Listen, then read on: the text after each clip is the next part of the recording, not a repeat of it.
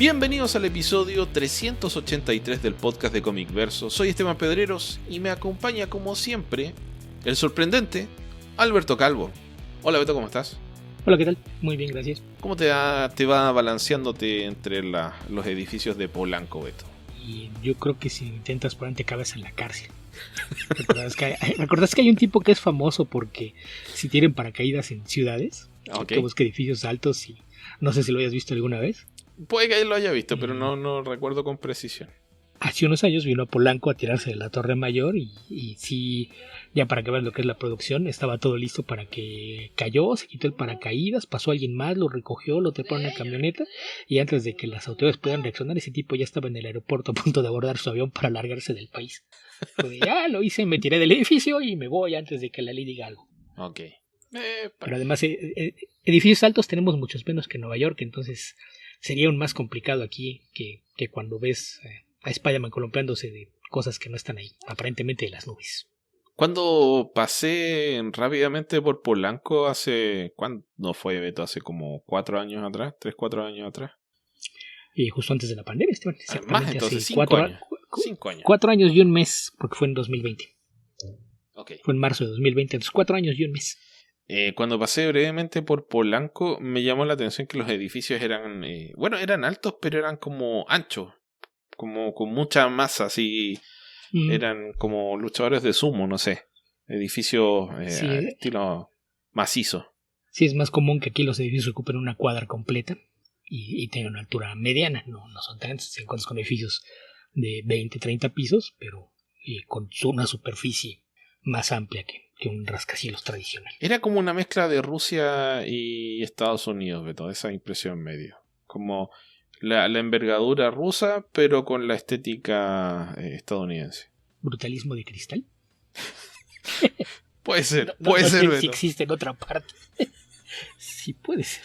Sí, porque el brutalismo era eso, que eran enormes masas de concreto con muy pocas ventanas, pero aquí sí se hacen al estilo americano, todo cubierto de cristales, entonces pues sí sería como brutalismo de cristal. Ok. Eso suena extrañamente preciso, Beto, pero ok. ¿Qué te parece? Acaba de creo que es de mis pocas aficiones que no había sido por aquí, la afición a la arquitectura.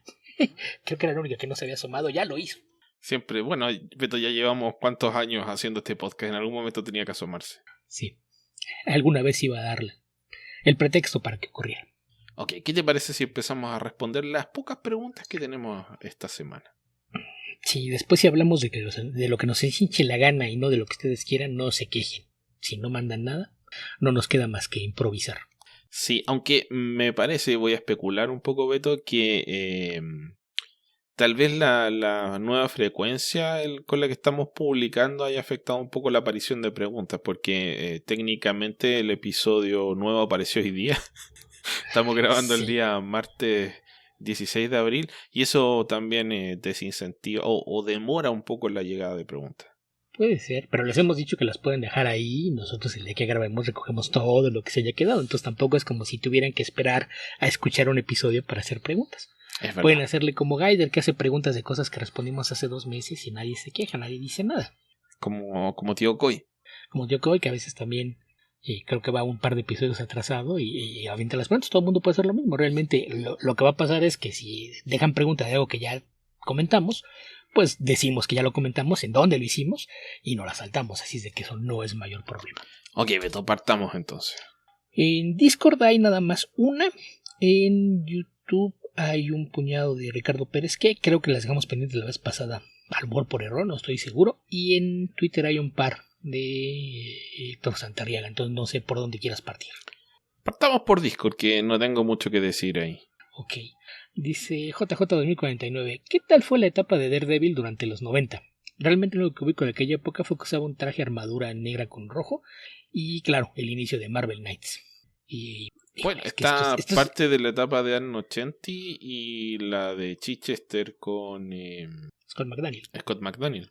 Sí, bueno, no son los únicos, hay más, pero así como lo puso la etapa de los 90, Anno 80 llegó después de Miller. Porque los 80 básicamente fue Roger McKenzie, Frank Miller, Denny O'Neil y Frank Miller otra vez, ¿no? Porque fue primero Miller como dibujante de McKenzie, Después Miller hizo que corrieran a Mackenzie, se quedó escribiendo y dibujando. Se fue, se quedó Denny O'Neil escribiendo. Después regresó Miller nada más como escritor, que es cuando llega con Mazzucchelli.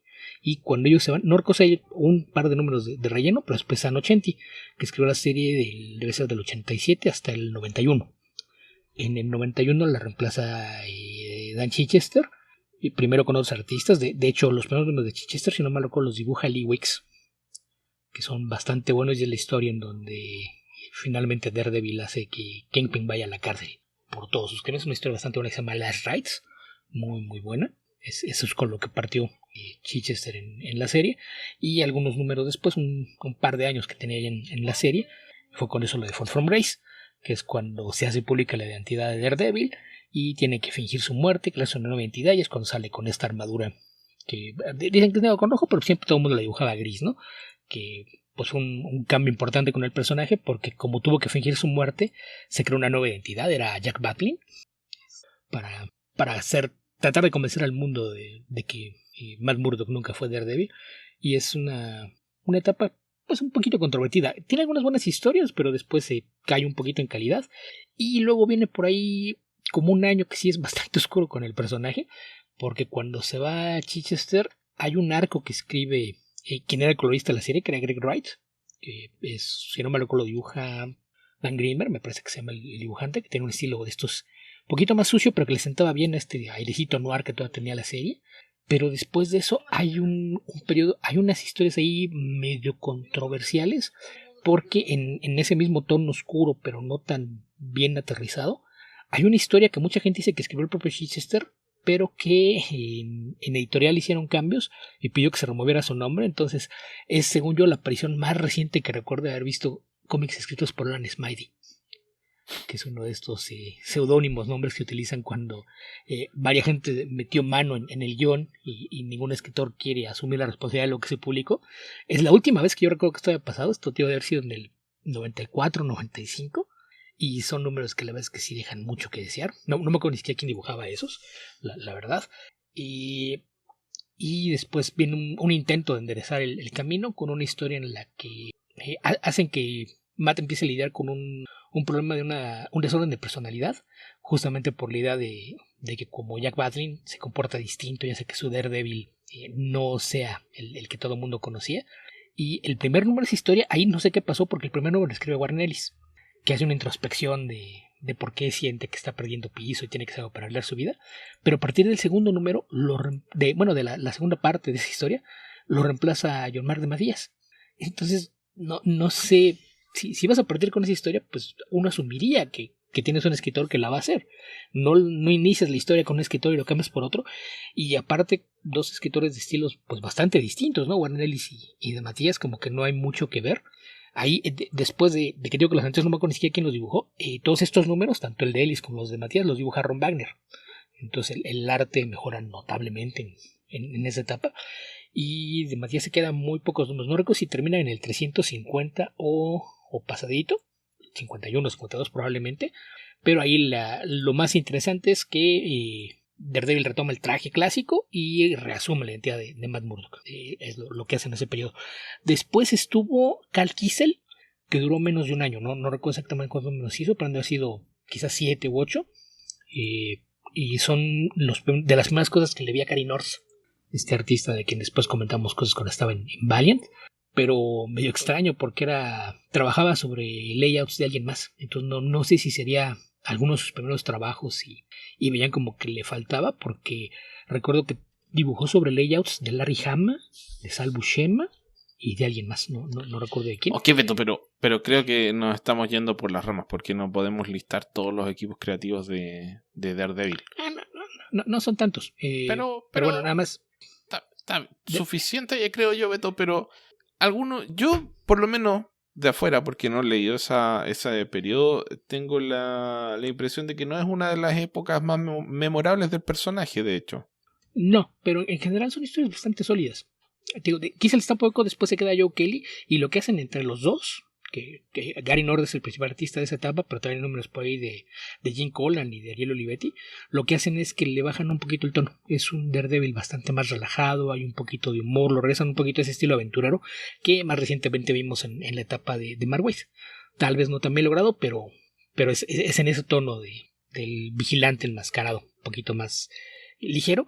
Y ellos Kiesel estuvo como un año, decir por el 96-97, y Kelly hizo algunos números de relleno en el 96 y después reemplaza a Kiesel y se queda hasta el 98, que es el cierre del volumen 1 de Daredevil, que si no marco la silla termina en el 380. Y pues de ahí ya después lo que viene es el lanzamiento en septiembre de 1998 de Marvel Knights, que parte con 8 números de Kevin Smith y después varios números de Mac, primero algunos con él mismo como escritor y dibujante, después él escribiéndole a Quesada, y después, ya si no me recuerdo, hasta 2000 o 2001 que traen a Brian Michael Bendis. Pero entonces en los 90 pues sí realmente pues, estamos hablando de casi una decena de escritores que trabajaron en la serie. Lo más memorable de toda esa etapa pues obviamente sería lo de Anno 80 con el lanzamiento de los Marvel Knights, que fue volver a darle visibilidad al personaje, pero con etapas bastante sólidas intermedias de yo si le pone Charman encima el caso que el personaje, yo sí les recomendaría que le echen un vistazo a lo que hicieron de Matías, Kiesel y Kelly en los últimos 40 números del volumen 1 de Daredevil. Ok. Y hay algo más que tenemos que mencionar de los 90, porque en los 90 fue cuando apareció la miniserie de The Man Without Fear, de Frank Miller con John Romita Jr. y Al Williamson. Entonces esa me parece que también es importante, que para fines prácticos es la adaptación a cómic del guión de cine que le rechazaron a Frank Miller para una película de Daredevil. Que debe ser uno de los cómics de Daredevil que más se vendían por algún periodo, obviamente después de otros tantos, pero que yo lo considero como una de las obras menores de Miller con el personaje, digamos, de las que él escribe. No tiene nada de malo en todo caso, me parece que es una buena historia como para conocer al personaje si es que no tienen nociones sobre Daredevil, pero... No sé si sea tan menor, más bien lo que pasa es que tiene al menos un par de historias demasiado grandes, ¿no? O sea, por eso, menor en comparación a sí mismo, no mala, para nada. Sí, porque para fines prácticos funciona como un Year One para Daredevil, y en ese sentido es bastante efectiva y además súper exitosa, ¿no? Porque cuando salió era un cómic carísimo, no recuerdo en cuánto estaban los cómics en aquel entonces, pero me imagino que andaban por ahí del $75, $2, y esos eran cómics como de $4 cada uno, la miniserie, porque traía esta tinta metálica en la portada, y de hecho se vendía también que en ediciones de colección hay al menos 2 versiones de pasta blanda y 2 versiones de pasta dura, entonces sí, creo que sí es de esas cosas que Marvel cada vez que lo imprime es como imprimir billetes.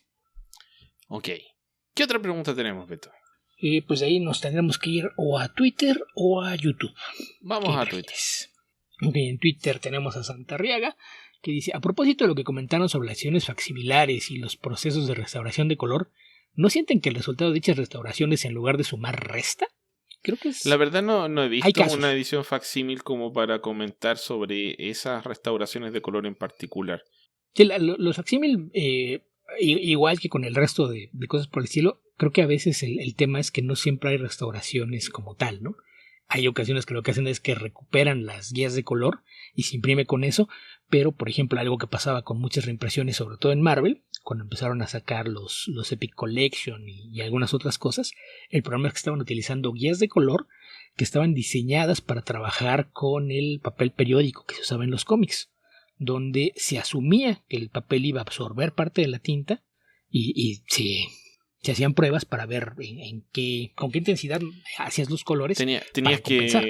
Tenías que tirar la bala pasada para que el color se pareciera a tu objetivo final, porque el proceso de impresión afectaba el resultado final, no como ahora que digamos las muestras que mandas es prácticamente lo mismo que vas a ver una vez que se imprima. Es una de las luchas de los 90 con el tema de los cambios de papel, etcétera. Siempre y cuando el artista o colorista responsable del color recuerde que no es lo mismo mandar los archivos con la preparación para papel que los digitales, ¿no? Lo que denominan ellos con las iniciales de los colores, que es el CNYK, que es el que es para impresos. Y no recuerdo cómo son las siglas que utilizan, pero son las siglas de verde, rojo y azul. ¿RGB? Pero no, RGB, sí, es como no recordaba el orden. Sí, pero en realidad el problema es que si mandas una guía con colores RGB a imprenta, todos los colores se mueven, que es algo que no se debe hacer. Sí, pero bueno, dudo que un colorista profesional haga eso. Puede que haya pasado alguna vez, pero ha pasado. de hecho cuando trabajas con Photoshop eliges el tipo de archivo en el que estás trabajando. Uh-huh. Si tú tomas un archivo que artistas... está en RGB y lo transformas a CMK, se nota la diferencia de tonos porque hace un pequeño ajuste el programa. Es que muchos artistas prefieren trabajar en RGB cuando están en la pantalla, y ya que trabajaron y hicieron todo el colorado del número, hacen la conversión, donde ya revisen que no se quede nada. Pero sí hay casos en los que por las prisas, probablemente el estar peleando con los deadlines, hubo gente que no hizo la conversión y después hubo problemas con los archivos finales. Pero nuevamente, no soy artista profesional, no soy artista de hecho, pero suena como una mala idea, Beto, porque si haces la conversión después de haber hecho el trabajo, probablemente el resultado no va a ser lo que viste cuando estabas haciendo el archivo. Eso es algo que pasaba hace unos 10 años. Probablemente ahora ya nadie haga esto de trabajar en un sistema y después pasarlo al otro, pero fue algo que a inicios de este siglo, la primera década de este siglo, sí al parecer era una práctica común, pero pues tiende a me imagino que es algo. Mira, si no me falla la memoria, todo tiende a volverse un poco más rosado cuando haces una transformación de RGB a CMYK, pero no es una regla tan general. Alguien que haga esto nos puede explicar, pero en realidad, Beto, creo que nos estamos yendo por las ramas. ¿Qué más? Un poquito, sí. ¿Qué más?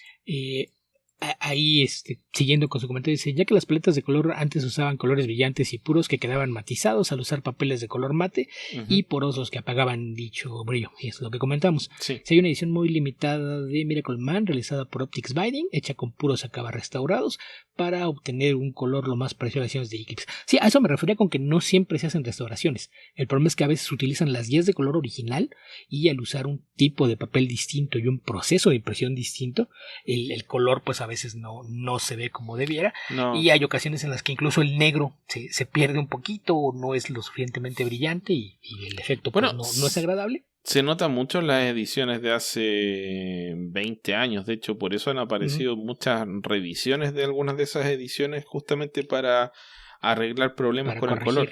El que hizo unas publicaciones extensas sobre este tema fue José Villarrubia, hace habrá sido unos 10 años, explicando de qué manera era mejor intentar hacer el proceso, que tenía que ver con trabajar con scans de los originales, porque de todas formas hay que el papel de diario no está libre de ácido, entonces cuando envejece también cambia los tonos. El tono que tú ves de un cómic que no haya tenido el mejor cuidado, e incluso uno que haya tenido el mejor cuidado, no es el mismo que viste de si lo tomaras cuando estaba recién impreso, porque se va... El papel libera ácido. La razón por la que los cómics viejos se hacen amarillos es porque el papel libera ácido y esa liberación de ácido altera el color. Entonces tú puedes agarrar una reimpresión y decir: es que no se ve como mi cómic viejito, pero no sabes si tu cómic viejito se veía así cuando lo leíste originalmente. Exacto. Porque entonces, el color se altera por la liberación de químicos. Entonces sí es un tema complicado. Hay que hacer todo un trabajo ahí primero de tratar de corregir la mutación del color, por decirlo de alguna forma, para tratar de usar colores que se parezcan a la versión como quedó impreso el cómic, versus cuál era la guía de color, que es lo que mencionó Beto, que esos son los originales que la gente utilizaba pensando en cómo iba a quedar después, que no era lo que ellos veían que iba a ser el objetivo, o sea, el resultado final. Ellos sabían que iba a haber una modificación en el proceso de impresión, pero tratando de llegar a ese deseo de los artistas originales. Es una cosa muy difícil de conseguir, obviamente, porque no estás en condiciones nadie está en condiciones de decirte: sí, queríamos que se viera de tal forma, como para que tú tengas una idea exacta de cuál es el color que necesitas. Por suerte, la variedad de colores en esa época por lo menos no era tan amplia como para tener un mar de tonos en los cuales las variaciones no son tan graves. Sí. Y la enorme ventaja es que en los últimos años han aparecido ya mucha gente que tiene más noción de lo que está haciendo y las restauraciones empiezan a verse mejor, que también yo creo que esa es una de las razones por las que se dieron valor de empezar a sacar más ediciones facsímil, porque sí, hay muchas cosas que el color te das cuenta de que no estaba pensado para imprimirse con los procesos modernos y en los papeles que usamos actualmente, pero hay muchos tomos que sí se ve un mejor trabajo. Por ejemplo, en todos los tomos ómnibus recientes de Marvel, y se le da crédito a 2 o 3 empresas que dedican justamente a hacer restauraciones tratando de igualar los originales. Ya ahí a veces depende de qué tanto cuidado se le dé a una edición. Y por ejemplo, tú mencionabas hace un rato a Villarrubia. Él está, no sé si ya acabó, estaba restaurando todo el material de Den de Richard Corben para las nuevas ediciones de Dark Horse. Y aparte de que él estaba haciendo todo el trabajo de investigar los originales y demás, él lo estuvo presumiendo en sus redes. A cada rato ponía: esta es la pintura original de Corben, esto es como se publicó en aquel entonces, esto es como se ve en los cómics viejos y esto es como va a quedar la nueva. Y sí se ve mucho más cercano a los originales y demás, pero pues ahí tenemos a un especialista en el tema, trabajando aparte sobre material de un amigo a quien admiraba mucho, y pues sí, el resultado es bastante mejor. Y hay muchos casos en los que sí se trata de buscar igualar en la medida de lo posible lo que es el original. Entonces creo que eso es algo que está cambiando, pero sí, sobre todo la primera década de este siglo tuvimos muchas reimpresiones en las que el utilizar papel y procesos distintos de impresión hizo que hubiera cosas por ahí que sí se ve bastante mal el color, que sí hubiera sido bueno que le dieran una restauradita también a ese trabajo, pero afortunadamente en años recientes eso es algo que ha cambiado y creo que ya las restauraciones tienen una calidad bastante superior a las que nos acostumbraron a inicios de este siglo. Para quien no tenga idea por qué me estaba riendo, los cómics de Richard Corben, bueno, no todos, pero una buena parte estaban hechos pintados, coloreados con aerógrafo. Entonces, llegar a tratar de darle al tono original años después es una cosa bien difícil. Sí, aquí la cosa es que Villarrubia tuvo acceso a muchos originales. Entonces, esto le permitió entender las paletas y demás y hacer una restauración mucho más cercana a la visión artística de Corben, lo cual es algo que se agradece. Sí, por supuesto, es una labor encomiable. Solo me río de lo difícil que es el trabajo. Sí, pensando en lo que fue. Una empresa ridículamente compleja. Sí, pero ahí sí lo que seguro es que probablemente jamás se había visto también el trabajo de Corben impreso como se va a ver en estas nuevas ediciones. Sí, aunque de todas formas la calidad de reproducción de varios de esos cómics de Corben era bastante mejor que el de los cómics comunes y corrientes. Pero en fin, Beto, nos estamos yendo por las ramas nuevamente. Trabajaba con editoriales europeas y con el proceso de que no se usaban las guías de color de los cómics. En muchos casos era distinto. Era un papel tipo, casi cuché diría yo, pero sí. Y utilizaban esta idea de tener los negros por separado y utilizar las mismas pinturas para sacar las guías de color. Nada más se le grababa el acetato negro encima para la versión final. Entonces era un proceso bastante más elaborado, distinto, y que aunque era más cercano al original, pues aún así tenía sus pequeños ahí sus demonios peros que ponerle. Sí. Ok, ¿qué más, Beto? ¿Qué más? Y con eso acabamos con Twitter. Entonces nada más nos queda lo que aparentemente dejamos pendiente, que no estoy tan seguro porque hice 6 días, entonces probablemente empezó a escribirlas cuando estábamos grabando y las demás aparecieron después, no lo sé. Pero son de Ricardo Pérez. O dejó las preguntas, se fue a acostar y despertó al día siguiente y dijo: ¡oh, no les pregunté esto! Y lo escribió rápidamente. Es probable. Y empieza diciendo: he estado leyendo el Batman de Zdarsky y me está gustando bastante. También leí su Daredevil y es muy bueno, pero se siente diferente, más terrenal incluso. ¿Cómo fue convirtiéndose en tan buen escritor? Pues escribiendo, ¿no? Iba a decir lo mismo, Beto. Pero pues sí, también a ver, es como... Es un tipo que claramente tenía, digamos, la habilidad y que trabajó en cómics donde colaboró cercanamente con muy buenos escritores. Entonces no es tan raro. O sea, es probable que si Sean Phillips quisiera, podría hacer un cómic y de repente sorprendernos a todos y uno va a decir: oh, Sean Phillips, nunca lo vi escribir, pero que bien escribe. Probablemente lo podría hacer, no sé. Pero creo que Zdarsky se nota que es un tipo que tiene esa capacidad de escribir.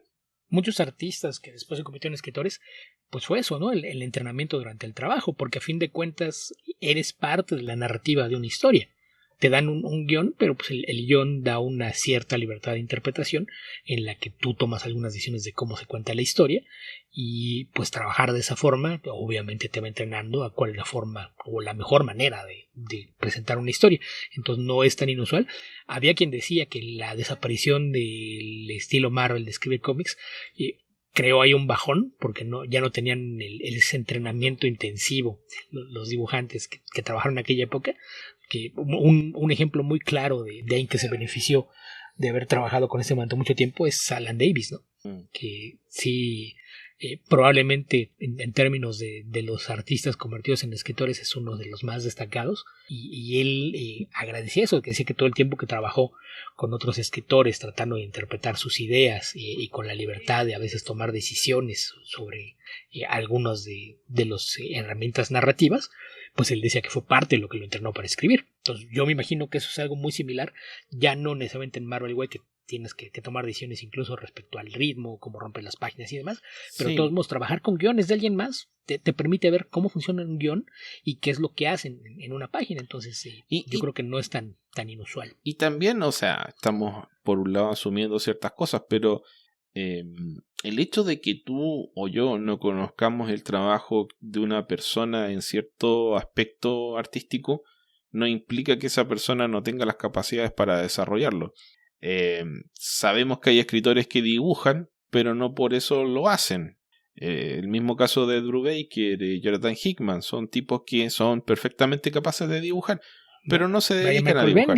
Brian Michael Bendis inició su carrera haciendo cómics solo. Hay muchos casos más. Y en el caso de los dibujantes también, que se hagan conocidos como dibujantes no significa que no puedan o no sepan escribir. Zdarsky es periodista, si mal no recuerdo. Entonces, no es una cosa tan extraña.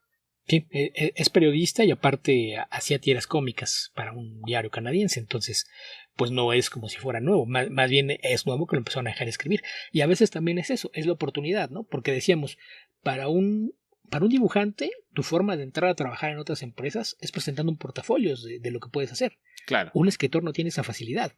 Un escritor tiene que tener material escrito para demostrar a la gente que puede escribir. Y no es tan fácil porque si nadie te compra historias, ¿cómo vas a tener historias publicadas que mostrarle a alguien más? Y esto es algo, un ejemplo, por ejemplo, estamos hablando de los artistas que dibujan. John Byrne, si lees entrevistas viejas de John Byrne, él dice que cuando quiso empezar a hacer cómics, su idea era ser escritor, pero nadie le compraba historias. Entonces se enfocó en mejorar su calidad de dibujo, que él desde un principio fue bastante bueno en ese caso, y empezó a trabajar como dibujante. Y ya dentro de la industria fue que empezó a hacer propuestas para que lo dejaran escribir y terminó por hacer las dos cosas. Pero él originalmente tenía la intención de entrar a la industria como escritor, no como dibujante. Sí, pero eso es un poco de todas esas cosas. ¿Qué otra pregunta tenemos, Beto? Siguiendo con estas preguntas de Ricardo, dice, hablando de Zdarsky, acabo de terminar Sus Invasores de Marvel con el artista Carlomagno. Muy buen arte para mi gusto. ¿Qué obras recomiendan de él? La unificación de Europa Occidental. No lo sé, a fin de cuentas ese imperio romano que él dirigía terminó por hacerse pedazos, Esteban. No sé si esa unificación la podamos poner como algo que realmente valga la pena. Pero duró algunos años, Beto. Sí, no lo sé. No, mira, yo la verdad no recuerdo en estos momentos un trabajo de este dibujante que te pueda recomendar. No sé si Beto se acuerda de alguno. La verdad, yo recuerdo haberlo visto en algunos proyectos en Image, pero nada de un perfil alto, ¿eh? Era el artista, por ejemplo, de hizo algunos números de Radiant Black, de Cal Higgins, parte del Massive Verso. También recuerdo que hizo algunas cosas para algunos números de Black Science, ya en sus partes finales. Y actualmente está trabajando una cosa que se llama The Deadlock, y que también es parte del Massive Verso. Pero fuera de eso, la verdad es que no recuerdo trabajo de él en Marvel o DC, que sería donde quizás habría tenido más visibilidad. Pero sí, lo que he visto de él, la verdad es que me parece que es un artista bastante sólido, este brasileño. Que además aquí creo que también a veces, depende de dónde lo veas, a veces escriben su nombre todo de corrido y a veces que lo separan, pues no sé. No sé también cuál sea la forma correcta. No, yo tampoco no podría darte una recomendación. Pero bueno, ahí Beto mencionó algunos de esos cómics. Sí, yo en donde lo noté mucho fueron estos del Massive Verso. En las cosas de lo de Black Science yo recuerdo haber visto algunas portadas, no sé si haya hecho también algo de interiores. Sí, también decían que no tiene tampoco tanto tiempo activo en la industria, ¿no? Uh-huh. Bueno, él Que escribe su según tengo nombre entendido como Carlos Magno, separado. Ok, porque en Image incluso en algunas partes le dan crédito como French Carlomagno. Okay. Así es de que, no sé. Sí, yo creo que pasa un poco desapercibido porque no le ponen Charlemagne, pero bueno. Sí, probablemente. Pero pues es brasileño, entonces él lo puso más cercano a su idioma natal que a como lo conocen en inglés. Sí, había un rapero que se llama así, me acuerdo, pero no podría decir que lo escuche.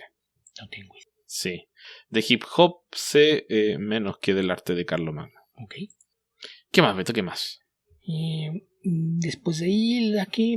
No, cierto, no es la última, es la penúltima. ¿Por qué no han sido los cómics de Marvel de Life Story? El último de los Cuatro Fantásticos, aunque no fue como el del Hombre Araña, me gustó y se me hizo muy bien escrito. ¿No pegó? No sé si pegó o no pegó, Beto.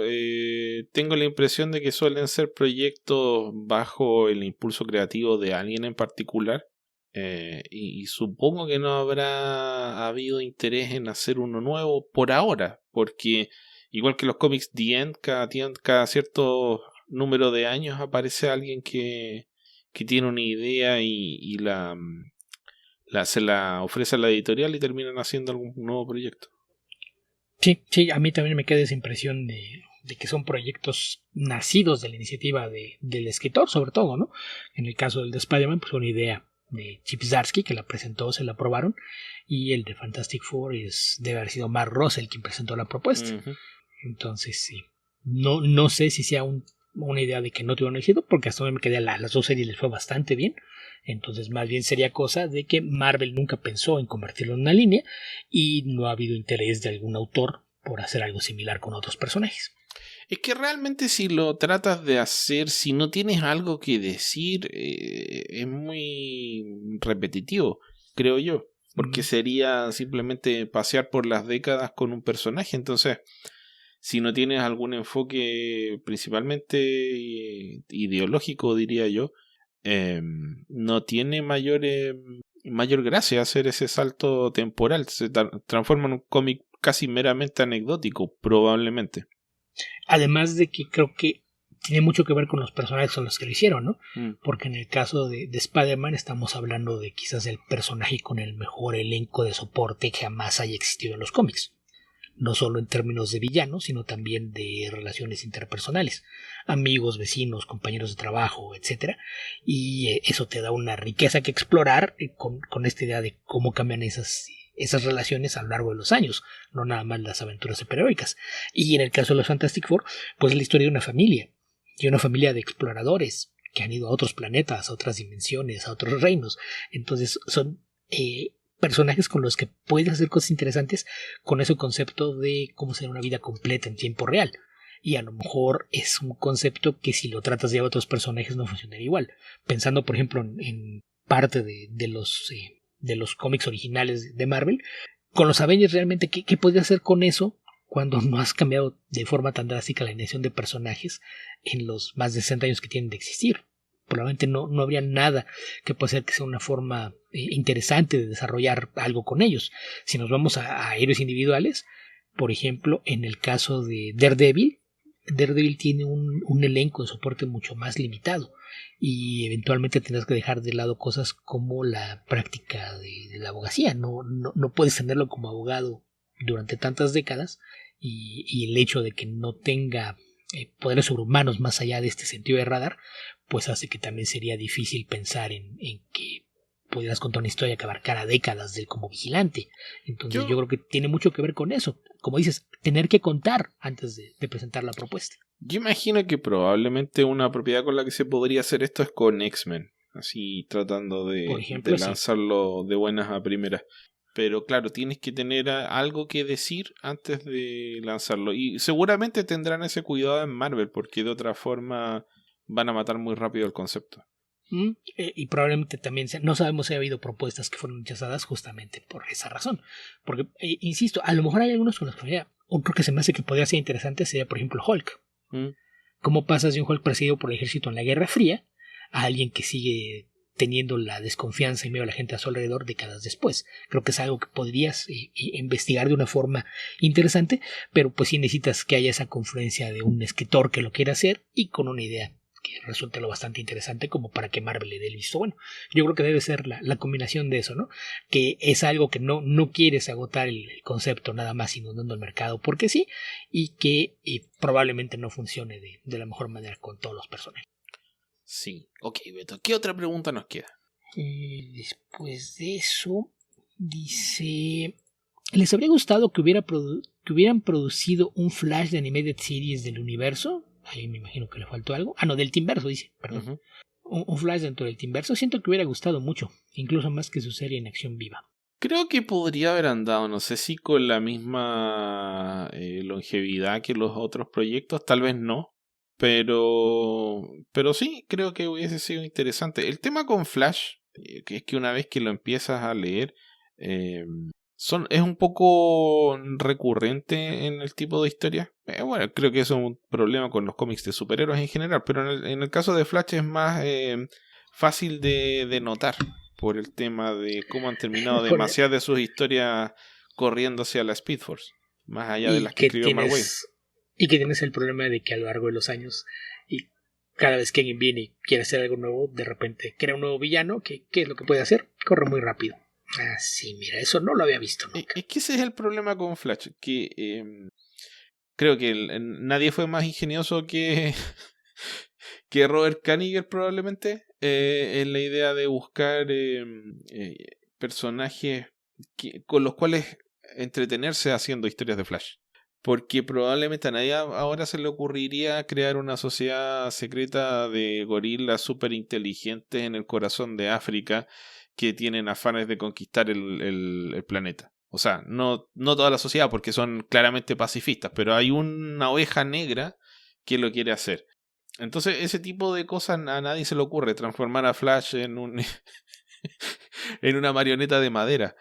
Tonteras por el estilo, amarrarlo a un boomerang gigante. No es el tipo de historias que escribe la gente ahora, especialmente si agarras y cómics como los de Williamson que tanto sufrí hace algún tiempo.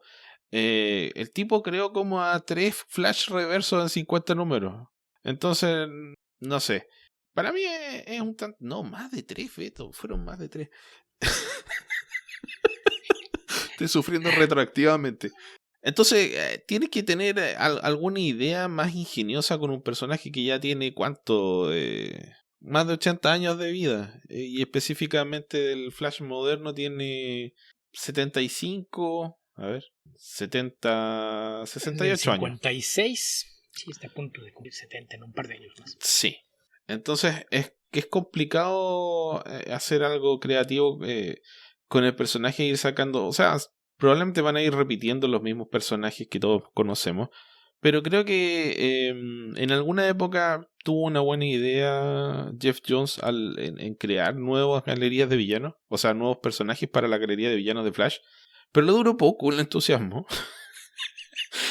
Más o menos unos 20 números. Después de eso ya renunció y empezó a reutilizar lo antiguo y se concentró en el Profesor Zoom. Y eso creo que es un aspecto con el que hay que trabajar. Es un personaje que si lo abres a la ciencia y a la especulación científica da para bastantes cosas. El tema es que requiere, no sé, estar leyendo muy interesante, conozca más, viendo YouTube y desoyendo a Neil deGrasse Tyson.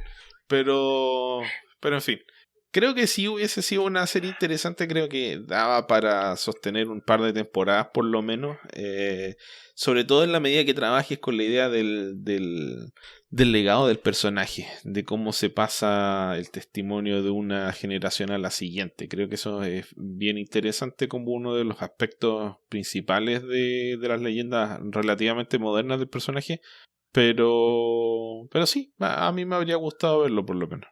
Sí, que creo que con los personajes que aparecieron sobre todo en Justice League Unlimited habías podido hacer spin-offs con varios personajes, pero como dices, no sé qué tan duraderos pudieron haber sido, ¿no? Porque por ejemplo también una versión de Green Lantern con Jon Stewart, en particular esa versión de Jon Stewart, probablemente hubiese podido sostener una serie por sí mismo. Sí, yo creo que tal vez el problema que tenía el Flash de la Justice League es que era un buen secundario, pero no sé si era un buen protagónico.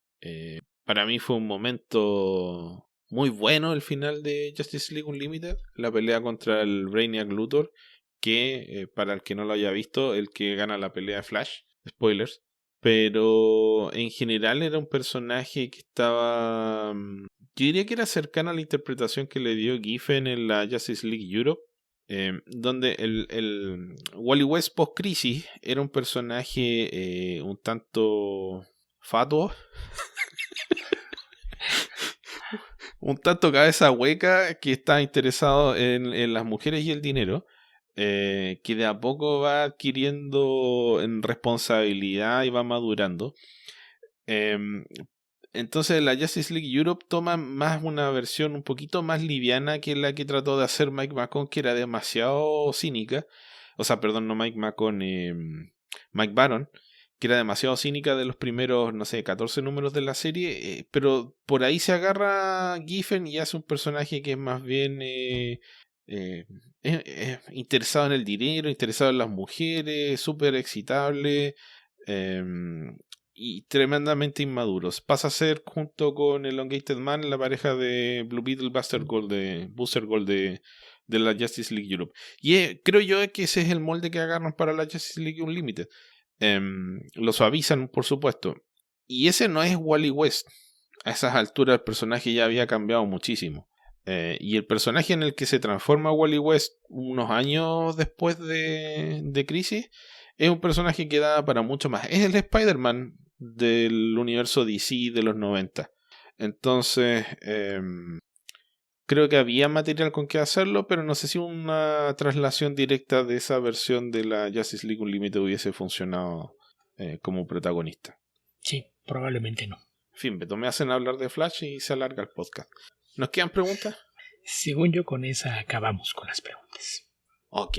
¿Qué te parece si comentamos algunas cosas? ¿Qué viste o qué leíste esta semana? Hace unos días terminé una novela y ya me puse al día con una serie animada, o mejor dicho, con 2 series animadas, entonces no sé si pudiera hacer algo de eso. Ok, partamos con tu novela, Beto, ¿qué leíste? Hay una novela que se llama Vicious, vicioso, o bueno, cruel podría ser la traducción más correcta, porque vicioso es, dependiendo del contexto, entonces es un poquito complicado, pero es una novela que en cierto sentido se podría pensar que cae dentro del género de superhéroes, pero no exactamente.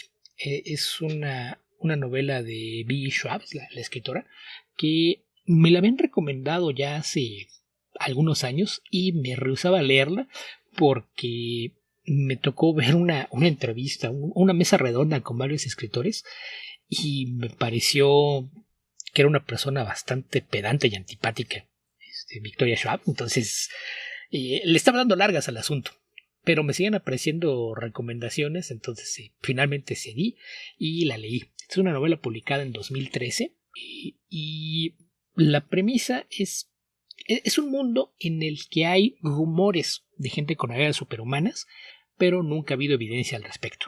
Los protagonistas de la novela son Víctor y Eli, dos amigos que estudian en una prestigiosa universidad. ¿Cómo? Perdón, ¿Víctor y quién?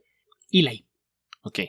Y son 2 tipos de personas muy distintas, ¿no? Eli es alguien que es el consentido de todos los maestros, aparentemente nunca se equivoca, es incapaz de hacer algo mal, y Víctor es el típico tipo que se podría meter en problemas de no ser porque trata de mantener un bajo perfil, es más taciturno, callado, y por alguna razón, después de que los convierten en compañeros de cuarto, se hacen amigos, ¿no? Es una amistad bastante peculiar la que tienen, que se ve amenazada cuando en su segundo año de universidad llega una guapa chica pelirroja que de inmediato se convierte en pareja de Eli y hace sentir a Víctor como que ya lo hicieron a un lado. El tema es que en su último año de universidad, con los dos preparándose para ser médicos, cuando uno de sus maestros les pide que vayan eligiendo el tema para su tesis, les pone algunos límites sobre cosas que no pueden hacer y que tienen que justificar lo que quieren, y el que sorprende a todo el mundo es Eli al decir que quiere hacer su tesis en relación a las posibilidades realistas y fisiológicas de la existencia de superpoderes. En ese sentido, cuando Víctor lo escucha y se da cuenta de que el maestro no pone objeciones, él propone una investigación acerca de los efectos de la adrenalina en la fisiología humana. Y entonces después se da cuenta de que pues esto permitiría que hicieran cosas juntos, y los dos empiezan a trabajar por su cuenta cada uno en su proyecto de tesis, que eventualmente los lleva a la conclusión de que la adrenalina podría ser parte de los factores que pudieran crear superpoderes en una persona. Y una vez que se da cuenta Víctor de que él iba bastante más avanzado con su idea y que tiene muchas más posibilidades de crecer, porque él se cerró. Como hizo una propuesta que era muy abierta, podía investigar muchas cosas, en tanto que él se cerró únicamente a la adrenalina, lo que limita todo lo que él puede hacer. Pues se siente un poquito de envidia y se las arregla para tratar de trabajar con él y ligar las dos tesis de alguna u otra manera. Eventualmente Eli llega a la conclusión de que los casos que hay aparentemente documentados de cierta manera de gente que manifestó habilidades superhumanas tienen que ver con la presencia de trauma, de una situación de vida o muerte y de un flujo elevado de adrenalina. Esto hace que Víctor, en un arranque de pasión, le diga: ¿y por qué no lo intentamos? Así es de que ahí te encuentras con dos estudiantes de medicina que deciden que van a tratar de matarse por unos minutos y después revivirse en una situación de estrés controlado para ver si pueden desarrollar habilidades superhumanas. Ese es el punto de partida de una historia que la novela tiene la peculiaridad que está escrita con saltos en el tiempo, porque te empieza a contar todo esto en la universidad y después pero te aclara que esto fue en el pasado, 10 años atrás. Cuando llegas al presente, descubres que Víctor se acaba de fugar de prisión y está tratando de localizar a Eli. Conforme avanza la historia, te das cuenta de que desea vengarse de Eli por algo que hizo. Y descubres que Víctor tiene una habilidad superhumana. Es capaz de regular el umbral de dolor, tanto propio como de la gente a su alrededor. Es decir, si alguien lo lastima, él puede apagar sus terminales nerviosas para no sentir el dolor. O si alguien más está lastimado, puede aminorar ese dolor o hacerlo más intenso. Entonces, pues al parecer esto es algo a lo que le dio uso en prisión para tener ciertas redes, pese a que estaba en un ala de alta seguridad a donde parecía que no pertenecía, y pues por alguna razón está buscando a Eli para vengarse. Poco a poco vas averiguando qué fue lo que pasó, cómo fue que los dos desarrollaron poderes, y una de las cosas que más me llamó la atención de la historia es que en realidad no hay héroes. Nadie es el bueno o el malo de la historia. Entonces, en ese sentido me parece que es una exploración bastante interesante del tema de los superpoderes y juega un poquito con esta idea de que el poder corrompe. Algunos de los poderes que presenta son utilizados de formas bastante interesantes en un entorno realista, lo cual también me parece que es digno de destacar. Y pues sí es una historia que les recomiendo bastante. Creo que si les gustan todas historias de superhéroes y cosas por el estilo, van a encontrar muchos temas aquí que pueden resultar de su agrado, y me parece que es una opción de lectura bastante recomendable. No quiero comentar más de la trama porque termina por revelar cosas que es probablemente mejor que las descubran leyéndolo, pero si le pueden poner las manos encima a Vicious de B.E. Schwab, la verdad es que se las recomiendo bastante. Y además, unos años después, como mencioné, esta se publicó en 2013, en 2018 apareció una secuela que se llama Vengeful. Esa, de hecho ya la tengo, pero quiero leer un par de cosas distintas antes de lanzarme de lleno a ella. Pero la verdad es que me sorprendió. Hasta le perdono lo prepotente, pedante y antipática que se vio la escritora en aquella mesa redonda. Tal vez fue un mal día. Por primera vez. Puede ser. Pero también me ha tocado que en redes sociales por ahí alguna conversión de Neil Gaiman también se metió y hizo un comentario que también no me cayó muy bien, que ahí tenía un poquito que ver con el tema de la piratería y demás, que ahí probablemente lo que me brincó es que tiene una postura diametralmente opuesta a Neil Gaiman, que Gaiman siempre ha sido muy abierto en ese sentido. Cuando le preguntan ¿qué piensas de que la gente se piratee sus libros?, siempre le pregunta a su audiencia: de las personas que están aquí, ¿quiénes de ustedes la primera vez que me leyeron fue por un libro que compraron? Y son muy pocos los que levantan la mano. Entonces, él sí tiene la postura de que generalmente cuando la gente conoce mi trabajo es porque alguien les prestó, les regaló un libro, o porque se lo encontraron, o alguien se los recomendó y lo descargaron de internet. Y es gente que si le gusta mi trabajo, eventualmente se convierten en fans y terminan por comprar mis libros. Entonces yo tengo una postura en la que no me molesta tanto, porque es una forma más de que la gente conozca mi trabajo. Y Victoria Schwab sí fue de no, es que yo de esto vivo, nadie debería leer lo que yo hago gratis. Entonces deja de publicar en redes sociales, tarada, porque estás haciendo esto gratis. Pero en fin, sí, me cayó bastante mal como persona. No sé Intentaré buscar alguna entrevista con ella solo y a lo mejor cambia mi percepción, pero como escritora no hay nada que criticarle. También nada más hacer la mención que generalmente me gusta ver un poquito sobre el trabajo de estos escritores, y ella hacía historias para adolescentes y esta es su primera novela para adultos. Entonces, curiosamente, toma un género que usualmente se identifica con niños, que serían los superhéroes, le da un twist y lo convierte en una novela para adultos con resultados bastante buenos. La verdad es que sí me sorprendió, la novela es bastante buena. Vicious, de B.E. Schwab. Ok, Beto. ¿Y dijiste que habías visto un par de series de animación? Sí. Nos habían preguntado si ya nos habíamos puesto al corriente con la segunda temporada de Invincible. Ok. Ya la vi completa, que ahí no le había entrado porque eso de presentar la temporada en 2 partes cuando tienes 8 episodios en la temporada, aquí hay 4 nuevos capítulos de Invincible que les aguantan unos meses.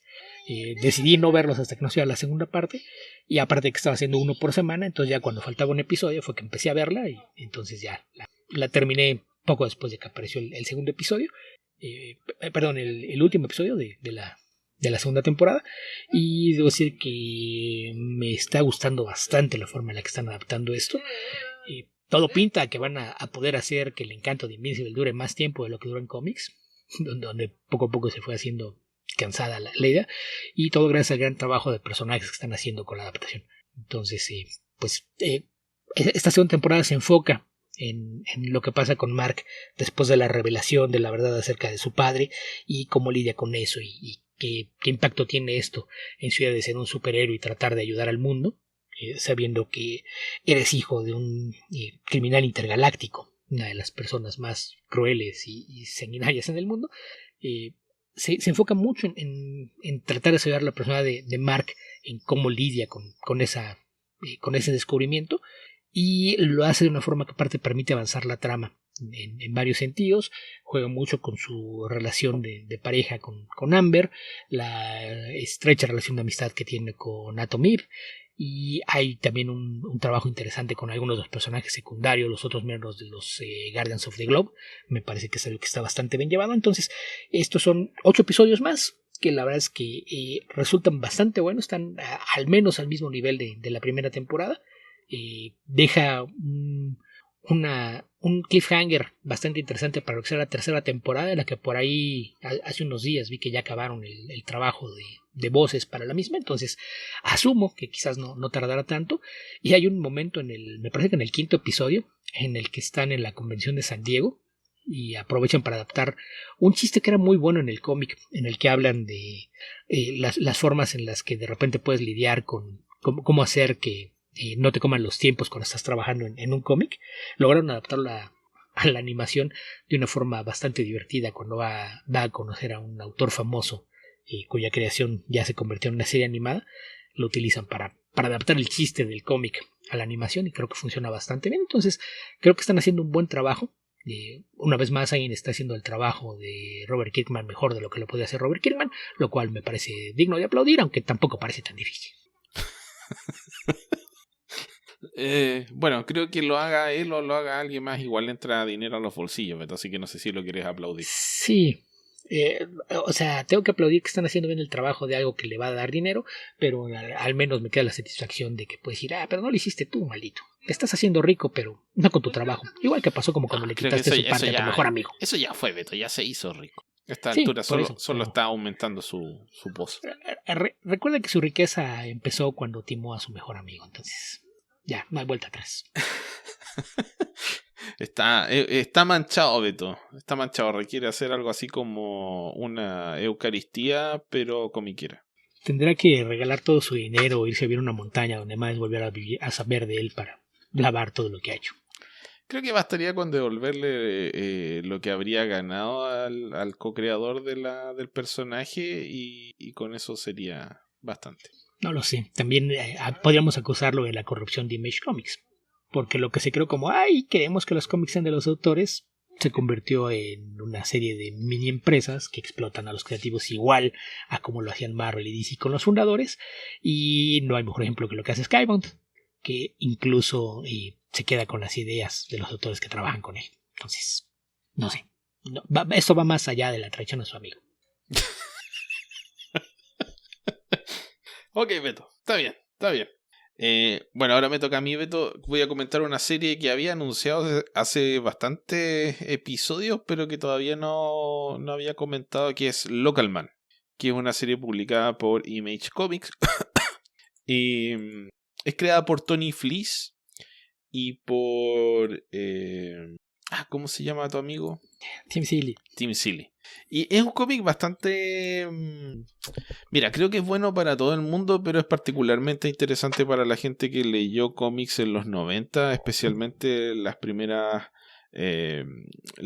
series como Cyberforce y cosas por el estilo que aparecieron en esa época. Porque está pensado como un personaje del estilo de alguno, no sé, tipo Grifter, tipo... No sé, alguno de esos. No soy experto en esos personajes. Que es el primer recluta que tiene un grupo de superhéroes súper famoso de este universo. Que cae en desgracia porque en algún momento comienza un amorío con la pareja del líder del grupo. Y el líder del grupo lo termina expulsando. Y la parte chistosa es que no solo lo saca del grupo, sino que además le quita los derechos sobre los derechos de propiedad sobre su personaje, o sea, sobre su identidad superheroica, y por lo tanto se queda sin dinero y sin la posibilidad de trabajar como superhéroe. Así que ahí hagan las analogías que les parezcan para el caso. Y tiene que volver a su pueblo natal a vivir con sus padres. Su identidad secreta ha sido revelada al mundo y todo el mundo lo odia. A pesar de que era un superhéroe bastante decente, su poder es que siempre le acierta a las cosas que le apunta. Así que si quiere disparar o lanzar un cuchillo o cualquier tipo de objeto, le acierta al blanco. Y en el medio de esta debacle personal y regreso a su pueblo natal, que espero que no les haya pasado, pero es algo que puede que les ocurra a unas cuantas personas alrededor de los 30 años. Generalmente, después de haber tenido un buen trabajo, que ese trabajo termine mal, comienza a descubrir que hay una conspiración. Hay alguien que está matando a algunos personajes vinculados a un grupo contra el que, o sea, a un grupo de superhéroes con los que él conoció, algunos de los villanos contra los cuales peleó. Empiezan a aparecer muertos y descubre que hay alguien que está ahí plantando una conspiración. La serie se publica como flipbook, entonces una parte está dibujada por Tony Fleece y escrita por Tony Fleece y la otra está dibujada y escrita por Tim Seeley. Una es la historia del personaje en el presente, entre comillas, que es la de Tony Fleece, y la otra es la versión del personaje cuando era un superhéroe con su capa, qué sé yo, con el grupo al que pertenecía y todas esas cosas, que era un equipo que se llama Third Gen, tercera generación, y su nombre como superhéroe era Crossjack. Está bastante interesante, creo que más allá de las alusiones que pueden hacer que la serie sea aún más disfrutable, es una buena serie sí o sí.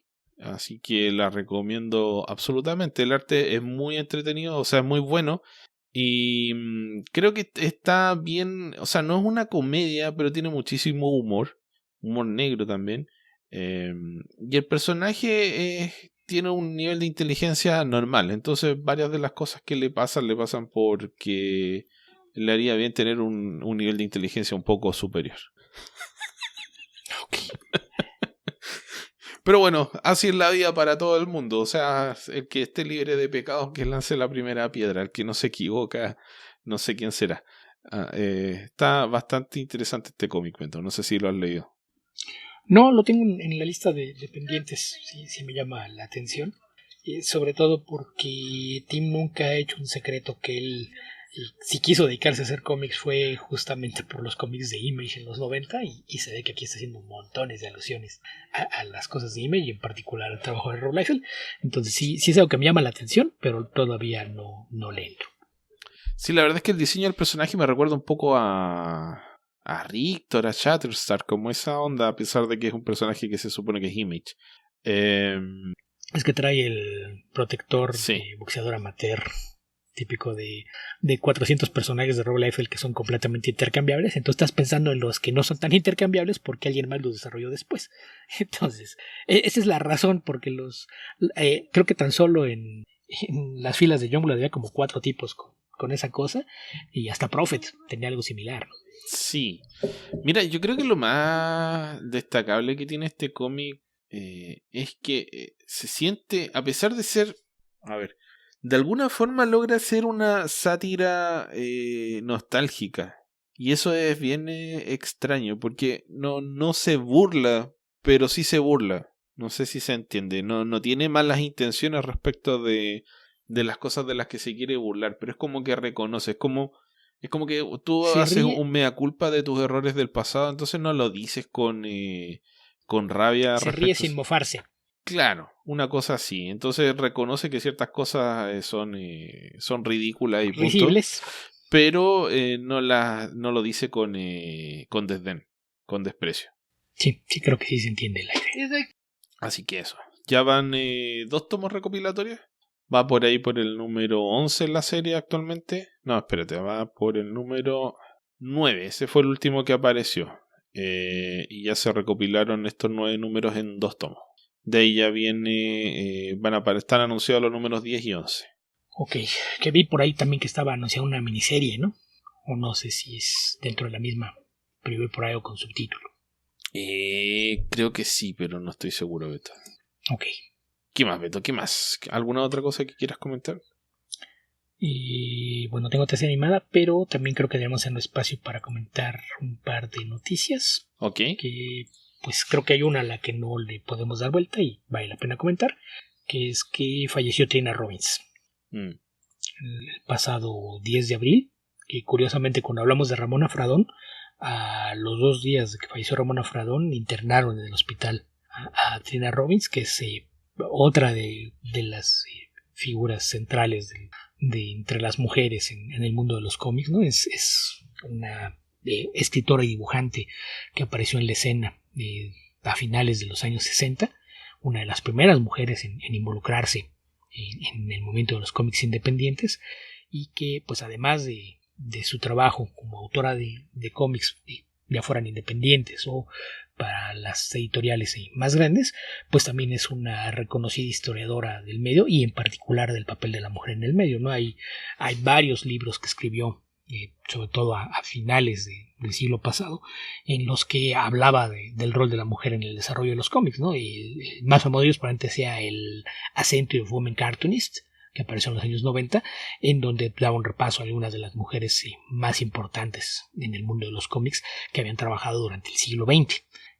Después de eso tenía también un libro dedicado a superhéroes femeninos, varios otros, ¿no? Estaba otro dedicado a las mujeres que habían hecho cómics y tiras cómicas durante la era del jazz, que creo que es ese su último libro, y pues también reconocido por su trabajo para DC Comics en algún momento, ¿no? Una artista que hizo un poquito de todo en décadas de carrera, y generalmente se le cita como la primera mujer que dibujó a Wonder Woman, aunque algunos le ponen ahí un asterisco, la primera mujer que sabemos que dibujó a Wonder Woman, que es ahí también un caso curioso, porque ella era la artista del cómic de Los Super Amigos.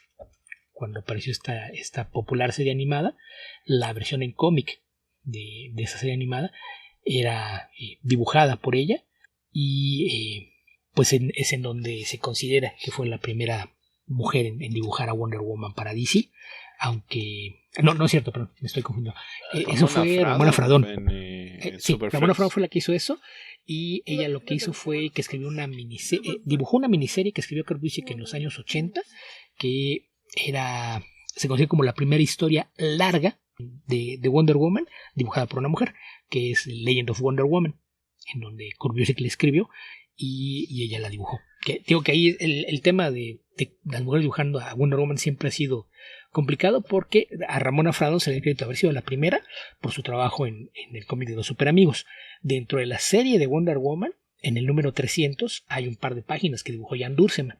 Está esta miniserie que dibujó Trina Robbins con Kurt Busiek, pero la razón por la que le agregan el que sabemos es porque el co-creador de Wonder Woman, G. Peters, tenía asistentes mujeres. Habría que recordar que tanto él como William Moulton Marston se consideraban de ideología feminista y estaban interesados en darle un rol equitativo a la mujer. Entonces Peter tenía a varias mujeres que trabajaban como sus asistentes.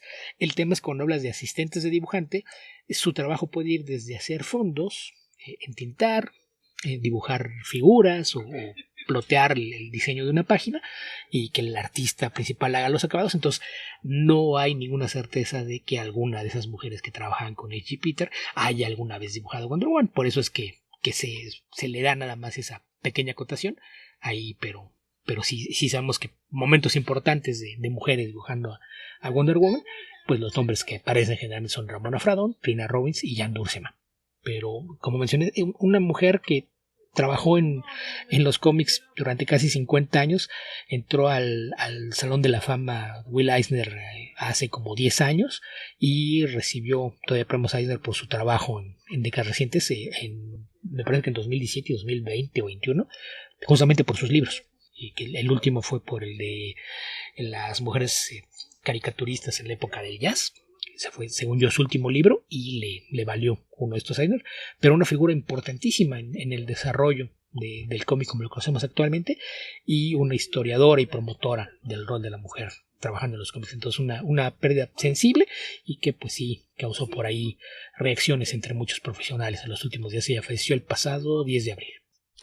Sí, a ver, pensando, a mí se me ocurren dos mujeres que han dibujado por periodos largos Wonder Woman, que serían Linda Medley y... ¿cómo se llama la australiana? Nicola Scott. Nicola Scott. No son las únicas, pero por lo menos asociadas a periodos largos de la serie, me parece que son las dos principales. Sí. Sí, ya en años más recientes en donde no es ya tan inusual encontrarte con mujeres trabajando, ¿no? Porque cuando comentaba la Ramona Fradon, era lo que decíamos, ¿no? Que hubo una época en la que los únicos dos nombres de mujeres que encontrabas en el medio eran ella y Mary Severin. Y ya después en los 60 empezaron a aparecer más. Y pues es por eso que se les considera parte de las pioneras. Y en el caso de Trina Robbins, pues el hecho de que ella haya salido de la escena independiente, ¿no? Lo que se conoce como los cómics underground. Ok, Beto. ¿Qué otra noticia tenemos para comentar? Pues resulta que ahora que vemos constantemente noticias de empresas que están recortando personal, una de esas cosas que han andado medio calladas, Tesla. Pues resulta que entre muchas otras, pero más cercano a temas que nos interesan y que no tengan que ver con millonarios que se roban el crédito de otras personas, pues está el caso de, y no estoy hablando de Robert Kirkman sino de Elon Musk. Resulta que Marvel Studios y Marvel Comics han estado despidiendo gente y lo más reciente es que el día de ayer se anunció que 15 personas más se habían quedado sin empleo. Desde que, pues sí, de estas situaciones que a veces te hacen pensar en cuál es el futuro de la industria. Siempre decimos que los cómics siempre están en riesgo de desaparecer y están muriendo, pero de alguna forma sobreviven. Pero el hecho de que los cómics sobrevivan no implica que toda la gente que trabaja en ellos pueda seguir haciéndolo. Y pues esto también es parte de los recortes de personal que había anunciado Disney desde que regresó Bob Iger a tratar de enderezar la nave después de que tuvieron un par de años bastante malos. Desde que pues esto ya se vio reflejado, porque pues esto partió quitando a gente de Marvel Studios, pero pues de rebote por ahí gente de Marvel Entertainment pues salió también rasurada en este más reciente recorte de personal. Ok, espero que hayan sido los malos, Beto, pero no creo, no suele ser el caso. Nunca tenemos garantía de que así suceda, además de que usualmente van por la gente que tenga más antigüedad o que a la larga les pueda costar más dinero mantenerlos, ¿no? Suele ser la gente que no tiene un padrino que los proteja, Beto. Generalmente. Pero digo, hay veces que nos sorprende, ¿no? Como el año pasado cuando pues anunciaron que Albert Mutter se iba, ahí todo el mundo lo aplaudió, pero pues sí, obviamente no podía ser que nada más fueran a hacerse de las semillas malas. Entonces no he visto por ahí nada de nombres, pero sé que salieron gente sobre todo de la parte alta del organigrama, pero pues esto no es ninguna garantía de que gente ya en el área editorial esté completamente a salvo todavía. Ok, pero el otro anuncio que creo que podríamos comentar, a pesar de que no tenemos ninguna información oficial todavía, es el rumor que echó a correr Rich Johnston, probablemente bien informado, de que DC prepara una especie de entre relanzamiento y línea de estilo Ultimate que se llamaría en principio Absolute DC. Sí, de lo que pues ahora como es rumor y trascendido, pues no hay muchos detalles, pero no suena tampoco tan descabellado, tomando en cuenta algunas cosas que han hecho recientemente, ¿no? Sí, suena como una iteración más de la misma idea. Estaría encabezada por Scott Snyder, lo cual es interesante. Creo que es un tipo que, aparte de haber hecho buenos cómics, ha sido responsable de reclutar gente interesante para el medio, creo yo. No tanta, pero algunos. Algunos de los cuales han permanecido también. Entonces, la idea de que él esté a cargo, y que sería ya como una segunda o diría que una tercera etapa donde él está en rol semi-editorial, semi-escritor.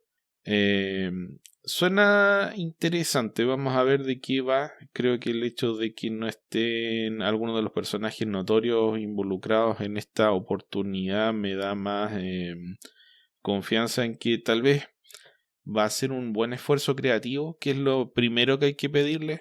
Y si tiene o no poder de permanencia ya es un tema secundario, creo yo. No creo que una iniciativa de estas características tenga la capacidad para dar vuelta a un mercado como el estadounidense. Pero si se salen buenas historias de acá, creo que es más que suficiente. Sí, vamos, a fin de cuentas, el universo Ultimate, a pesar de que tuvo algunos años muy fuertes, después desapareció, ha tenido varios relanzamientos y de hecho actualmente hay en curso uno. Entonces, si te permite tener buenas historias y ofrecer de repente puntos de entrada frescos para nuevos lectores, me parece que es bienvenida la idea, aun si es una solución temporal a los problemas del mercado, ¿no? Sí, por lo menos para atraer lectores. Pero creo yo lo principal que sería eso, insuflar un poco de vida en algunos personajes que están algo alicaídos. Sumarse a Dawn of DC como un elemento de marketing que le permita atraer lectores. No sé si nuevos, pero lectores. Y en definitiva, generar esa sensación de que está pasando algo interesante en DC, que creo que es algo que ha estado un poco ausente de las publicaciones de ambas editoriales, la verdad creo yo, por ya bastante tiempo. Puede ser un tema generacional también, puede que los anuncios de ahora ya no me afecten como cuando tenía 20 años. No lo descarto. Decíamos, ¿no? Cuando se trata de cómics de superhéroes, realmente es muy difícil que después de los por tantos años haya un mero anuncio que te puede emocionar, ¿no? Claro, justamente. Decir, esto me interesa, pero ya no te emociona. Exacto, entonces eso tiene más que ver conmigo que con el anuncio, por lo tanto no le voy a quitar mérito al anuncio en sí. Pero desde mi punto de vista, si salen cosas interesantes para leer, está más que cumplido el propósito del relanzamiento. O sea, de este supuesto lanzamiento. En teoría podría anunciarse algo en la San Diego Comic Con, para la cual nos falta mucho tiempo, y después terminar de anunciarse este proyecto una vez que venga la New York Comic Con. A mí me parece que eso suena un tanto loco. Digamos la idea de que DC diga, vamos a hacer esto, y después se demore, no sé cuánto sería, 3-4 meses en decir qué es lo que va a pasar. Es solo para que la gente esté refunfuñando ahí. No, la verdad no le veo mucho sentido. Creo que si DC hace el anuncio, lo va a hacer una vez que esté lista para ponerlo en el preview 1 mes o 2 meses después, no más que eso. Que habría que tomar también los tiempos, ¿no? Estamos en abril, estamos a 3 meses de la San Diego Comic Con. Entonces probablemente sea algo que vas a ver anunciado en San Diego y a lo que a alguien le soltó la sopa a Rick Johnson y ahorita ya tiene a la gente de DC pensando, ok, ahora hay que limpiar bien esto y estar seguros de que no haya más filtraciones y que el anuncio sea un anuncio como tal y no trascendidos. Pero sí, a mí me suena a que es algo que van a anunciar en... Generalmente DC tiene un panel importante en el que habla de sus proyectos para meses venideros en San Diego, entonces no me sorprendería que ahí sea donde se dé un anuncio oficial de esto. ¿Tendría sentido que en San Diego lo anuncie, diga algunos de las series que se van a publicar, los equipos creativos y en la New York Comic Con ya podamos estar leyendo el número 1 de alguna de estas series por lo menos. Sí, ya poder enseñarlos y decir, y vamos a hacer más. Y estos son los equipos y estas son las entrevistas así. Y de esto se trata y bla bla bla, ya digamos con el producto publicado. Ahora, si no están en condiciones de hacer eso, probablemente no van a decir nada, pero me extrañaría que esté, digamos, tan en pañales a la altura en la que Rich Johnston ya toma conocimiento de algo como esto, porque digamos que tendría que estar moviéndose editorialmente como para que se le haya escapado a alguien y lo haya llamado, creo yo. Si no es que no es una de estas típicas filtraciones que de filtración no tienen nada porque la manda el jefe. Cuando son filtraciones intencionales. Claro, pero bueno. Que es cuando se les conoce como trascendidos. Sí, Rich Johnston tiene de hecho un buen registro de este tipo de información. O sea, cuando se hizo los New 52, Rich Johnston lo venía anunciando hace unos, no sé, por lo menos un año. Sí, tiene muchos contactos en la industria y mucha gente le dice cosas. Entonces, a veces no le dicen suficiente para entender qué es lo que está pasando, pero conoce tanta gente que una vez que tiene comentarios de 3 o 4 personas, él arma el rompecabezas y generalmente su idea de lo que va a pasar con eso resulta bastante cercana a la realidad. Sí, y también tiene cierta debilidad por la jactancia, así que una vez que acierta con algo, publica un itinerario de todas las otras cosas que dijo y que se cumplieron. Sí. Sí, para tratar de seguir manteniendo esa reputación de no, si lo que yo hago no son chismes, son cosas reales. Son chismes, que no son chismes, de ser chismes. Beto, son chismes con alto grado de probabilidad, no es que no sean chismes.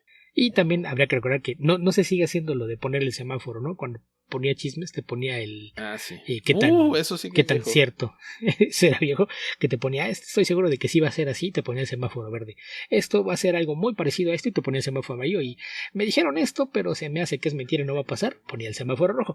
Creo que es algo que debería seguir haciendo para a veces no irse tanto con las cosas que dice, pero pues sí, el hecho de que tenga tantos contactos hace que más veces que no lo que él dijo que iba a pasar termina siendo muy cercano a la realidad. Sí.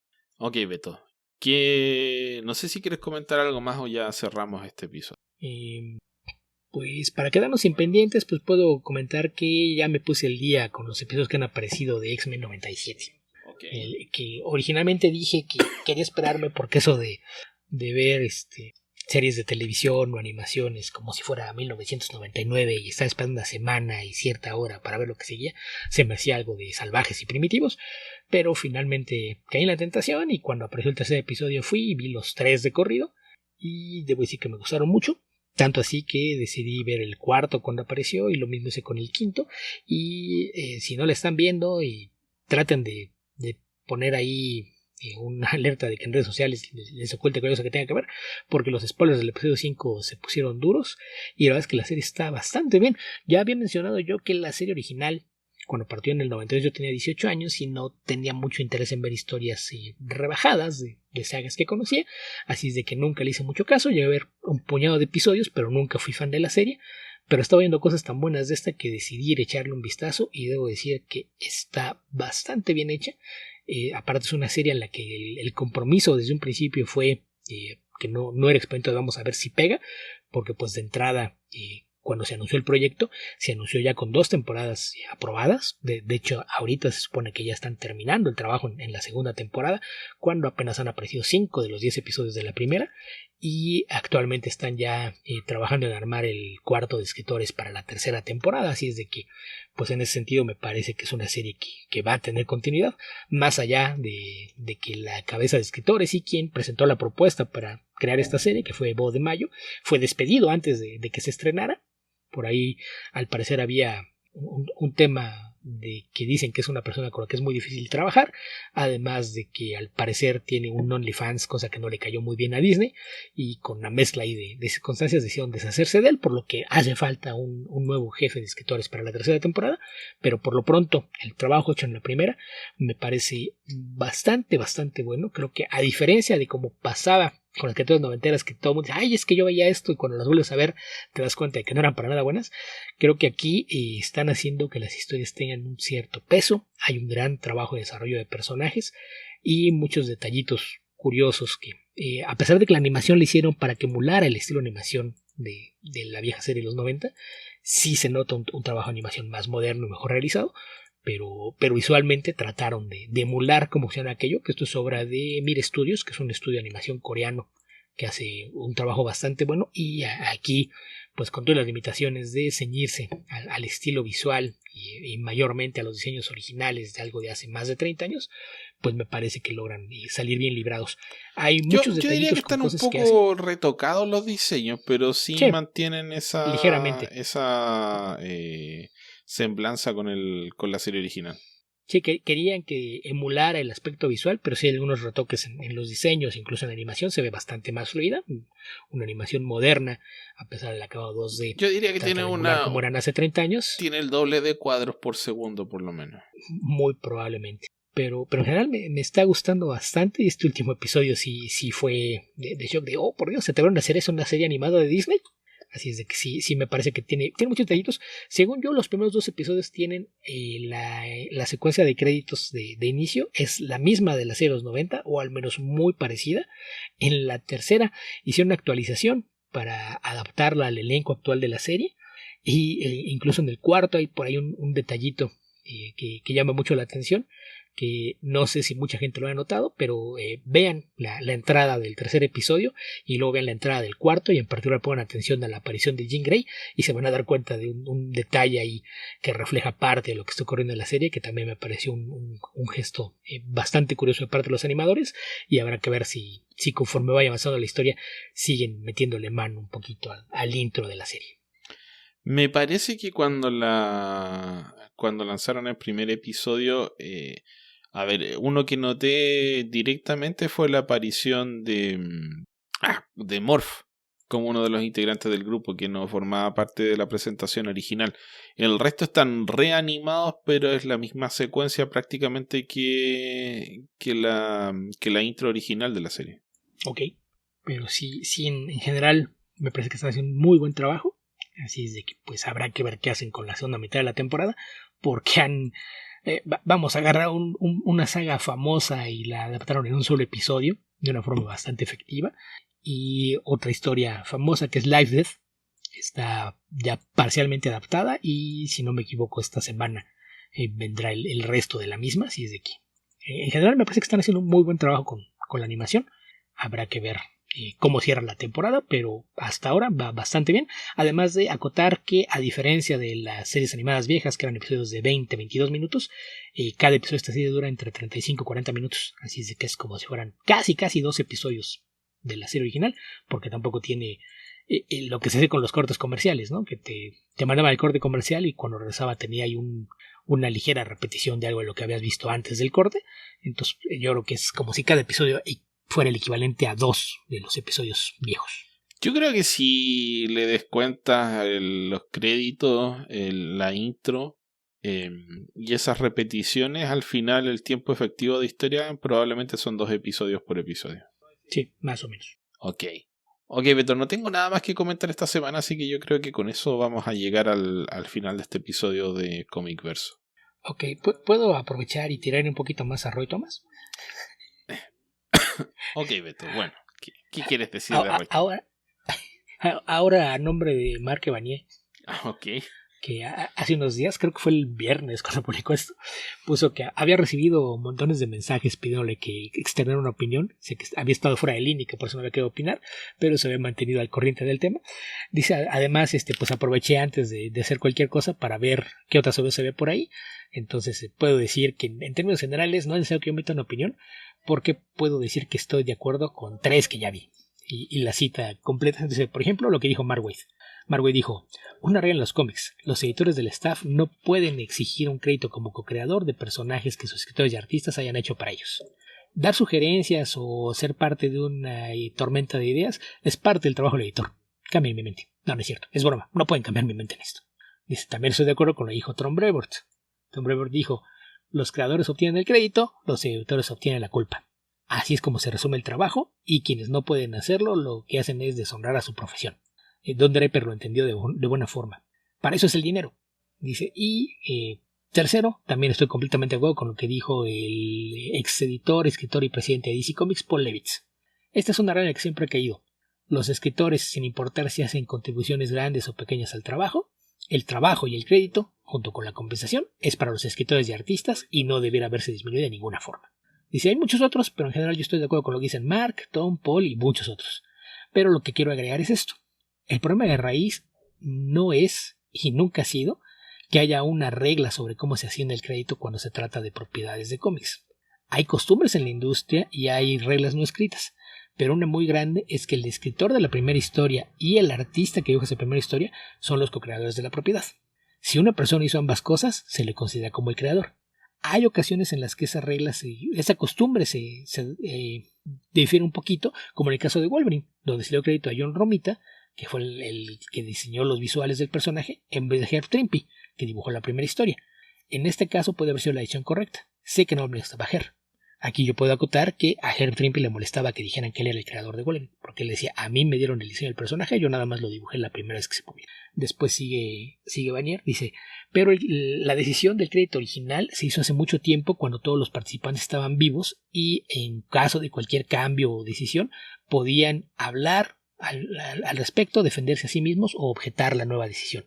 Lo que ha hecho que muchos se molesten por este nuevo cambio de los créditos es que se hace muchos años después de la creación y también mucho tiempo después de que Lee Wein, John Romita, Herb Trimpe e incluso Stan Lee, que seguramente habría tenido algo que decir al respecto, están muertos. Solo Roy sigue con nosotros. ¿Y qué es lo que yo pienso? Como dije, estoy de acuerdo con la gente que cité arriba. Creo que Roy merece y debería tener todos los elogios que merece por lo que ha hecho, contribuyó a la existencia de una propiedad valiosa y popular. Pero también debería ser así con otros que han venido después y añadieron cosas a la mitología y popularidad de ese personaje con las garras de adamantio. Pero de un crédito como co-creador, no.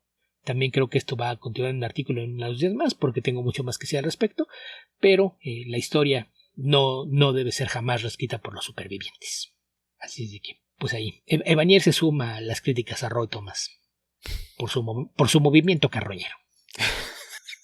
Ya, Beto, creo que bueno, ojalá que esto algo genere a nivel de los altos ejecutivos y ver cómo fue que Roy Thomas logró meterse ahí, cómo logró ¿A quién convenció arrastrarse, serpentear y lograr meter su nombre en ese listado? Ahora, es posible que Roy Thomas, no sé, por este lado le estén compensando otras contribuciones que tal vez estiman internamente le deben, pero no sé, no creo que sea la forma. Sí, no. Si crees que le debes dinero por otras cosas, di por qué cosas le debes dinero y dáselo y no estés ahí metiéndole mano a cosas en las que, como ya mencionamos, el principal problema es que nadie de los otros involucrados puede opinar sobre lo que está pasando. Sí. Ok, Beto, creo que con eso estamos llegando al final de este episodio de Comic Verso. Recuerden que nos pueden encontrar en www.comicverso.org. Si desean seguirnos en redes sociales, estamos disponibles en Blue Sky, tanto Alberto, el podcast y yo. También nos pueden encontrar todavía en Twitter, a mí como Pedreros, a Alberto como Albion2112. También nos pueden encontrar en Patreon, donde pueden, si así lo desean, aportar con dinero a nuestro podcast. Nuestra dirección es www.patreon.com/comicverso. Ahí pueden acceder a la publicación anticipada de cada episodio de Comic Verso, así como a nuestros especiales mensuales y algunos episodios especiales exclusivos para nuestros patrocinadores superhéroes, que son aquellos que donan $5 o más al podcast. También nos pueden encontrar en Discord, de donde sacamos la mayoría de las preguntas, aunque no en esta ocasión donde se quedaron dormidos nuestros seguidores de Discord. Si lo hacen, lo deben hacer ingresando a bit.ly/discordcv, discordcv todo con mayúscula. Ahí podrán encontrar varios canales de discusión que son mayormente o están mayormente tranquilos, Beto, como agua estancada, pero que cada tanto tiempo aparece alguna publicación por ahí. Y finalmente, ¿dónde más te puede encontrar la gente, Beto? Pues soy colaborador regular del irregular podcast Comicase, que aparece cada vez que a Jorge Tobalín se le da la gana, y también colaboro más o menos cada 3 semanas en Archivos Temporales, el podcast de nuestro buen amigo Héctor McCoy, y que pues recientemente publicó un episodio dedicado a Batman y en particular a la serie sesentera del personaje, y que el siguiente episodio, que estará disponible algunos días después de que publiquemos esto, estará dedicado a las secuelas de la saga reciente del Planeta de los Simios, justamente a espera de que se estrene la nueva película, y ese es el próximo episodio en el que voy a participar con él. Él lo encuentran como Archivos Temporales en su plataforma favorita de podcast, lo mismo que con el podcast Comicasi. Fuera de eso, en redes sociales, pues ya mencionabas que estoy en Twitter y en X. Tengo también un blog que encuentran en hogueralansiedades.blogspot.com y una página de Patreon que está en patreon.com/guiaficcionauta. Me acaba de agregar Beto, ya que tenemos un poco de tiempo, voy a rellenar algo más. Me acaba de agregar Beto al Spotify, que lo estaba manejando él principalmente. Y encontré algunos mensajes que nos dejaron nuestros auditores, así que si nos pueden dejar mensajes en Spotify y lo quieren hacer, por favor háganlo, nos van a servir ahí, elegiremos los mejores para publicarnos. Por ahí nos reclaman que nos vamos por las ramas, Beto, tal vez eso influyó en que un par de veces dijera hoy día que nos estábamos yendo por las ramas, pero creo que es el sello de nuestro podcast. Mira, hay gente que me ha dicho que le divierte mucho eso porque lo hace menos cuadrado. Entonces, Santareaga, que colaboró hoy, él me dijo que él le parece una de las partes más divertidas del podcast, que de repente empezamos a hablar una cosa y empezamos a tomar ahí desviaciones y nos vamos a hablar de otras cosas, que dice que le parecen por lo general a veces incluso más entretenidas que lo que era el tema con el que partimos. Entonces, pues me imagino que hay un poquito de todo, ¿no? Habrá quien le guste, habrá quien piense que divagamos demasiado, pero pues como ya mencionaste, es parte de lo que nos distingue. Solamente a una persona le motivó lo suficiente como para decir algo al respecto, así que de todas formas acogemos las críticas porque siempre las pedimos, de hecho, pero pocas veces nos llegan esos comentarios y nos sirven para tratar de hacer un poco mejor el podcast. Y había que aclarar que cuando divagamos, pues divagamos hablando de otras cosas que nos parece tienen relación con el tema en el que estábamos. Tampoco es como si nos fuéramos a hablar del clima o deportes o cualquier otra cosa. Entonces, creo que también hay de formas de divagar a formas de divagar y tratamos de mantenernos dentro de lo que son nuestros temas. Sí, se supone que es algo que expande el tema y lo profundiza o sirve para entenderlo mejor, generalmente, pero no puedo negar que he hablado también de cosas que no tienen nada que ver, Beto, por lo menos a título personal. De vez en cuando. Muy bien, habitantes del futuro, donde sea que estén y cualquiera que sea el momento en el que estén escuchando este podcast, que tengan ustedes muy buenos días, muy buenas tardes o muy buenas noches. Cuídense mucho. Hasta la próxima.